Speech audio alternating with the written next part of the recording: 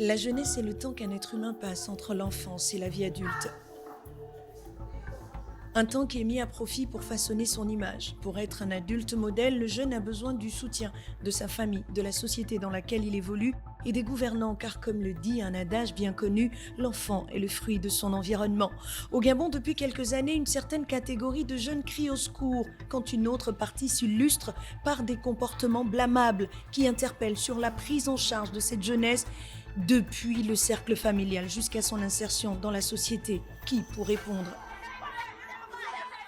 Au Gabon, des générations ont grandi avec le respect des règles et les interdits parentaux. C'est d'ailleurs grâce à ces balises que les adultes devenus ont fait la différence entre le bien et le mal et ont orienté leurs actes et leurs comportements. À cette époque, souvenez-vous, l'enfant appartenait à tout le monde. Poser un mauvais acte devant une tierce personne à l'intérieur comme à l'extérieur du cercle familial faisait tomber sur l'enfant des punitions et des corrections de tout le monde. Aujourd'hui, quel que soit l'acte posé par l'enfant, personne n'ose toucher par peur de représailles.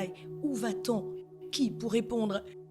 Passer par les locaux de la police judiciaire, de la direction générale de la recherche ou par le tribunal de première instance de Libreville pour connaître le visage de la jeunesse gabonaise. Qui pour répondre?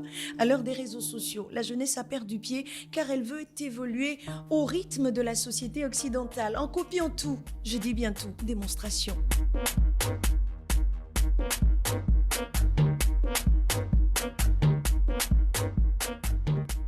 Qui pour répondre? Une chose est d'élever un enfant, une autre est de l'éduquer. Lui donner à manger, par exemple, est différent de servir de modèle en inculquant des valeurs culturelles qui relèvent de notre substrat. Or, c'est visiblement le contraire de ce que le commun des mortels observe ces derniers temps. Il suffit de passer par les réseaux sociaux pour recenser le nombre de dérives à l'actif de cette jeunesse. Vol, viol, braquage à main armée, consommation d'alcool et autres stupéfiants. Récemment, des exhibitions de seins, des mini-clips obscènes, tout cela à la barbe de la société qui se réfugie dans « on va encore faire comment ?» Ces vidéos ont circulé sur la toile et dans les téléphones portables durant plusieurs jours avant une réaction appropriée des autorités qui appellent les responsables des établissements à des sanctions. Mais sanctions contre qui et pourquoi? Quand on sait que le problème de la perte des valeurs de la jeunesse gabonaise est une question de fond. Qui peut trouver ses racines dans le déclin de la traditionnelle éducation collective, le débat sur la correction ou non de l'enfant et l'abandon de responsabilité des parents, la disparition des cours d'éducation civique et morale enseignés à l'école qui pourtant permettait à l'enfant d'intégrer certaines notions de civisme et de discipline. Autant de raisons, madame, monsieur, qui constituent des faisceaux d'indices expliquant l'absence d'un code moral pour jeunes et adultes d'aujourd'hui. Qui pour répondre?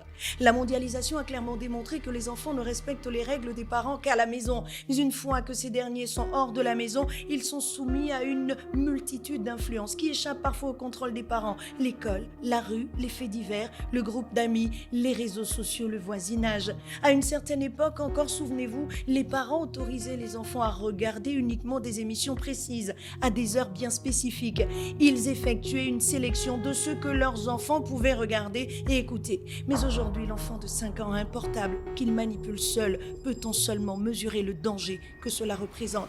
Quelle est la responsabilité du parent finalement? Quelle est la responsabilité de la société? Quelle est la responsabilité de l'État? Qui pour répondre de cette déchéance de la jeunesse au Gabon? Jusqu'à quand va-t-on attendre avant de rectifier le tir? Car il s'agit de la même jeunesse qui prendra les rênes du pays demain.